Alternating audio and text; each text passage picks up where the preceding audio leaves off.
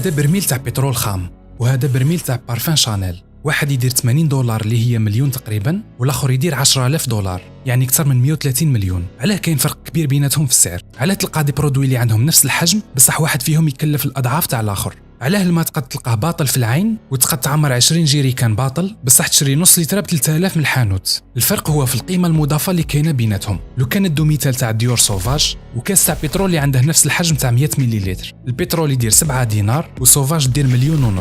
خاطرش البترول هذاك ما زدنا له حتى قيمه مضافه، خرجناه من الارض وبعناه خام في الحاله الطبيعيه تاعه. بصح باش تخدم سوفاج لازم لك دير دراسه للعطور وتعرف شنو هي افضل رائحه اللي تخلي انطباع مليح ويبغوها الناس. بعد تجمع المواد الاوليه كيما بعض المواد الكيميائيه، الورود اللي تجيب منها الكونسونطري تاع الريحه، اسينشال اويلز ولا الزيوت الاساسيه، الكحول، ايثانول، ماء مقطر. وهاد المواد كل وحده من تجيبها تسمى لازم لك تستورد من لا هولندا، من فرنسا، من الهند، من امريكا ومن بزاف بلايص واحد اخرين، ودير دي بروسيسوس شيميك معقدين باش تخرج ليكستري تاع الريحه، ومن بعد دير كونترول دو كاليتي باش تتاكد من الجوده تاع المنتوج تاعك. بعد تخدم ديزاين شباب تاع القرعه ودير لها باكاجينغ وتغليف شباب، ودير حمله تسويقيه اللي تكلف بزاف دراهم. تسمى غير باش تخرج هذه الريحه لازم لك عدد كبير من الخبراء في الكيمياء، في الديزاين، في اللوجيستيك، في التسويق والمبيعات وبزاف مجالات واحد اخرين. هاد المراحل اللي ذكرتهم لكم سموهم ذا فاليو تشين، بالعربيه سلسله القيمه. في كل مرحله من هاد المراحل رانا نزيدوا قيمه مضافه لهذاك المنتوج، وكل ما نزيدوا القيمه تاعه كل ما نقدروا نبيعوه بسعر اغلى وندخلوا دراهم اكثر. في هاد لا فيديو غادي نفهمكم شنو هي القيمه، كيفاش تزيدها في المنتوج ولا السيرفيس تاعك باش تقدر تخلص عليه اكثر وتزيد الارباح تاعك. مالا تبع معايا لا فيديو حتى التالي باش نتعلموا حاجه جديده اليوم.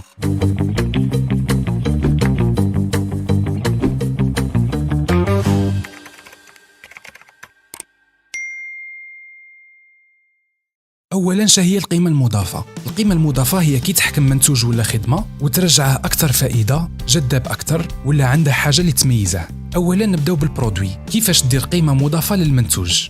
هذا قنطار تاع حديد، كاين ناس اللي يلموه ويدوه يبيعوه لشركه تاع ريسيكلاج ب 20 دينار الكيلو، معناتها قنطار يجيب لك 150,000. بصح دوبه وقلع منه لي ديشي يولي عندك حديد صافي اللي يجيب لك 4 ملايين. لو كانت خدمه مسامير تقدر تبيعهم ب 10 ملايين، ولو كانت خدمه دي كادر تاع الواطه يجيب لك 25 مليون. كل مرحله من هذه المراحل تحقق 3 صوالح. تسمى باش تزيد القيمه تاع الحاجه لازم لك تانفيستي في هادو 3 صوالح اللي هما المجهود، المعرفه ولا الادوات. وماشي معناتها خاصك ماشينه تاع شحال من مليار باش تزيد في القيمه. غادي نعطيكم مثال بسيط باش تفهموا هذه الفكره.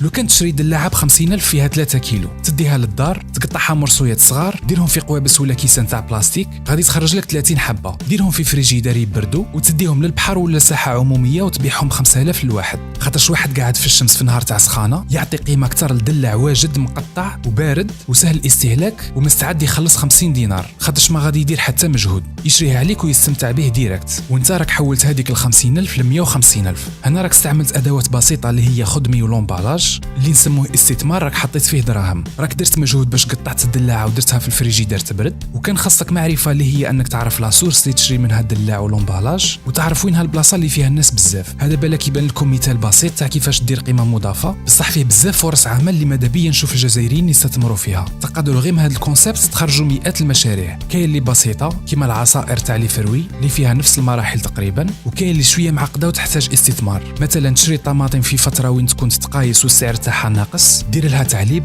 ولا تجففها وترقدها في الزيت وتصدرها للخارج ولا تبيعها في لا سيزون وين تكون غاليه. وكاين مشاريع اللي تسحق استثمار كبير وتخلق قيمه مضافه اكثر، كيما كي دير تكرير البترول وتخرج منه مواد واحده اخرى. دروك غادي نقول لكم على دوزيام كاتيجوري واللي تهمكم اكثر، واللي هي كيفاش تزيد القيمه المضافه في خدمه ولا ان سيرفيس. نفرضوا كاين 5 تاع لي كوافير واحد حدا واحد. الاول سموه يوسف، عنده صالون صغير وضيق فيه كرسي واحد، سما دير لاشين برا باش تدخل عنده. يوسف جاي ما يسمعش هضره بزاف، تدخل عنده يحسن لك ب 50,000 وتجي رايح. لاكوب ماشي حاجه واو ولا حاجه تخلع، بصح صافا ما غاديش يخسرك وتقد تقابل بها الناس. الزوج سموه شرف، عنده صالون شباب صارف على البنتوره والكليراج، داير فيه لي ديكور شابين وخادم لوغو مستيكي الحانوت. كي تدخل عنده تحس بلي راك داخل عند كوافير تاع بصح، يدير لك كوبا تاني نورمال ماشي حاجه كبيره ويخلص عليك 60,000. ثالث سموه محمد، بالنسبه ليه لازم كي تدخل عنده تخرج ساتيسفي والكوبا تاعك تكون شابه. سمم انفيستي في ماتيريال شباب، عنده طوندوز ماركه ومقص كاليتي شابه، وكل خطره يجيب ماتيريال مليح باش دائما الكوبا تخرج شابه. ومين صارف على الماتيريال الكوبا تاعها تستقام لك 80,000. الرابع سموه اسماعين جاي ارتيست. كي تدخل عنده تنسى بلي راك عند كوافير. الصالون تاعه كليماتيزي، داير فيه لي فوتاي كونفورطابل، داير بلاي ستيشن باش ما تكراش وانت تقارع، عنده الويفي. كي تدخل عنده يعطيك قهوه ولا كاس اتاي ويعطيك قرعامه صغيره، يوفر لك كاع ظروف الراحه، والكوبا عنده تكلف 100,000. الخامس سموه الصديق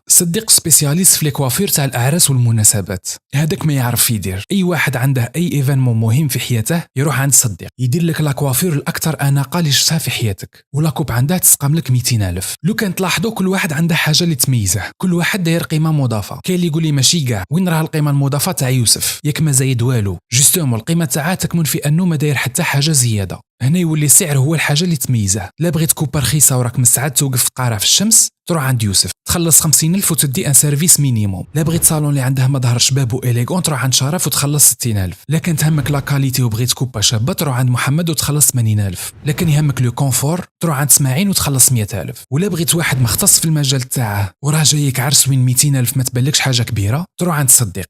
كل واحد فيهم عنده زبائن تاعه. والمشكله اللي عندنا في الجزائر سيكو الناس ما تفهمش باللي كاين ديفيرونس في لا كاليتي تاع لي سيرفيس. راني عاقل كي حل هشام كوك ريستورون تاعه، بزاف ناس حسوا بالخيانه وقعدوا يعايروه في لي كومونتير، قعدوا يقولوا باللي دار على الناس اللي عاونوه من الاول كيما كان عنده والو، والاسعار اللي راه دايرها غاليه بزاف، غادي حتى واحد ما يروح عنده. لازم تفهموا باللي هشام كوك بكل بساطه خير انه يوفر خدمه اللي تكون لا كاليتي تاعها طالعه وتكلف اكثر، واختار انه بغى الزبائن تاعه يكون عندهم اون اكسبيريونس شابه. سما ما كانش الاولويه تاعه انه يوفر سعر ارخص، بصح الاولويه كانت انه المظهر تاع ريستورون يكون شباب، لو سيرفيس دو كاليتي كونفورطابل، ويوفر عدد كبير من الخيارات في لا غاسترونومي تاعه. بزاف ناس كيبغوا يديروا كاش مشروع يركزوا بزاف على السعر، خاطر حنا الجزائريين اغلبنا كبرنا في الفقر، وغير في 20 ولا 30 عام اللي فاتوا اللي بدات تكبر الشريحه تاع المجتمع اللي عندها الدراهم. وكي نبداو كاش مشروع نحسبوا باللي كاع الناس كيما كبرنا حنايا، ونحوسوا على ارخص حاجه ونوفروا اقل سعر ممكن. على بها اغلب الخدمات في الجزائر عيانه. لازم ديروا في بالكم باللي ما تخافوش كي تجوا تانفيستيو في كاش مشروع، تقدروا تقدموا خدمه افضل. المهم لازم قبل ما تانفيستيو تكونوا دايرين دراسه وتعرفوا باللي الصوالح اللي غادي تستثمروا فيهم راهم يزيدوا في القيمه المضافه للسيرفيس تاعكم، ويزيدوا في وحده من هاد الصوالح، اما السعر، المظهر، لا كاليتي، الكونفور، التخصص، خدمه الزبائن، البراندينغ، الماركتينغ، الحصريه ولا الراحه. كاين اللي يشوف هاد لا فيديو يقول باللي صاي لقيتها، غادي نحل صالون سميه فيناك كوافير، ندير فيه كاع حد صوالح ونقدم افضل خدمه وغادي نفوتهم كاع. هذا ثاني قادر يكون خطا. دير في بالك باللي كل حاجه تزيدها غادي تكلفك اكثر، ولو كان دير كاع حد صوالح دير في بالك باللي غادي لا كليماتيزاسيون،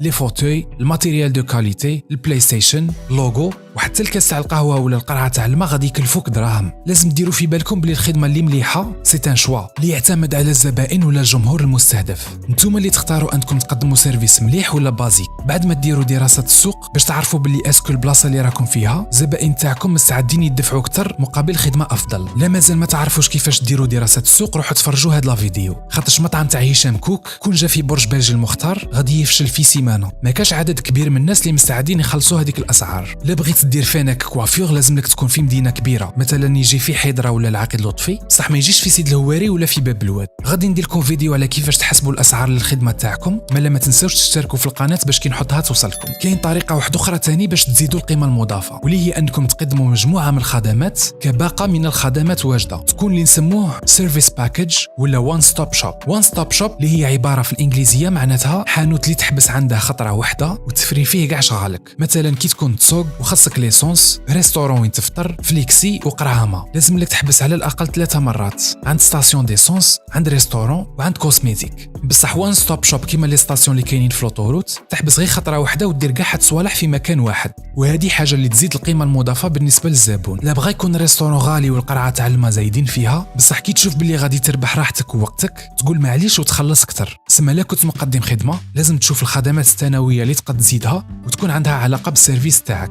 مثلا لك انت مينويزي راك موالف تخدم الموبل باللوح، تقدر تزيد خدمه الديزاين، تصمم الموبل على حسب الطلب. تقدر تانفيستي في خدام جديد، تجيب واحد اللي يدير تصميم 3D وتوري للزبائن تاعك كيفاش الموبل غادي يخرج في ديارهم قبل ما يكومونديو عليك. وتقدر تزيد الخدمه تاع المونتاج، ماشي غير يشروا عليك من انت اللي تركب لهم الموبل، سما ما يبقاوش يحوسوا على ترونسبور ويحوسوا على اللي مونطي لهم، يجوا عندك ويفريو كل شيء. تقدر تشري عليهم الموبل اللي كان عندهم بسعر ارخص وتعاود تخدمه وتبيعه لناس واحد اخرين. كيما هكا راك تزيد في مصادر الدخل تاعك. كي الزبائن يشوفوا باللي كون يجيو عندك غادي تهنيهم من كل شيء، ماذا بهم يخلصوك يتهنوا من تكسار الراس. وغادي نعطيكم مثال وندو فاصل قصير باش نهضر لكم على تطبيق فيكسيلي. خدمنا لكم تطبيق اللي هو وان ستوب شوب. كنت تسحق اي خدمه كيما بلومبري، الكتريسيتي، بانتر، ماسون، فام دو ميناج، ريباراتور ولا بزاف خدمات واحد اخرين، ما عليك غير تيليشارجي التطبيق من متجر التطبيقات. فيه كاع الخدمات هذه واكثر. فيكسيلي تطبيق سهل الاستعمال ومجاني. ما عليكم غير تنشروا الطلب للخدمه اللي تحتاجوها، وفي 30 ثانيه يتواصلوا معكم الحرفيين اللي قراب لكم اللي يقدموا هذيك الخدمه. تقدروا تقارنوا الاسعار، وباش ما تدخلوش نابورت كي لداركم، حنا نتحققوا من الحرفيين اللي تلقاو وحده اسمهم هذا العالم. حملوا تطبيق فيكسيلي وفريوا بيه كاع صوالحكم. تلقاو كاع المعلومات في موقع fixili.net. كيما شفتوا في هذا الفيديو، باش تزيدوا المداخل تاعكم وتدخلوا دراهم اكثر، لازم تخمموا كيفاش تزيدوا القيمه المضافه للمنتوج ولا الخدمه تاعكم. لازم تانفيستيو اكثر من وقتكم، جهدكم ولا في الوسائل والادوات باش تحسنوا من المظهر، من الفائده، ولا ترجعوا هذيك الحاجه ولا هذاك لو سيرفيس سبيسيال ويونيك. اليوم هضرنا على لي برودوي ولو سيرفيس، بصح في الفيديو الجايه غادي نعطيكم 5 طرق كيفاش تزيدوا القيمه تاعكم كاشخاص، اما في حياتكم ولا في سوق العمل، باش تزيدوا في الخلصه تاعكم وتزيدوا من الفرص تاعكم باش تلقاو خدمه وتطوروا في رواحكم. وباغي نعطيكم واجب منزلي. لو كان عندك كافيتيريا، شنو هما الصوالح اللي ديرهم باش تزيد الماكسيموم من القيمه المضافه؟ قولوا لي في التعليقات الافكار اللي عندكم، ولا حكوا لي على تجارب صرات لكم وين حسيتوا باللي سيرفيس اللي قدموه لكم كان في القمه وفيه قيمه مضافه. ولا عجبتكم لا فيديو ما تنساوش ترسلوها لكاش واحد اللي يقدر يستفاد منها. ونشوفكم في لا فيديو الجايه. تشاو. Caterpillars in my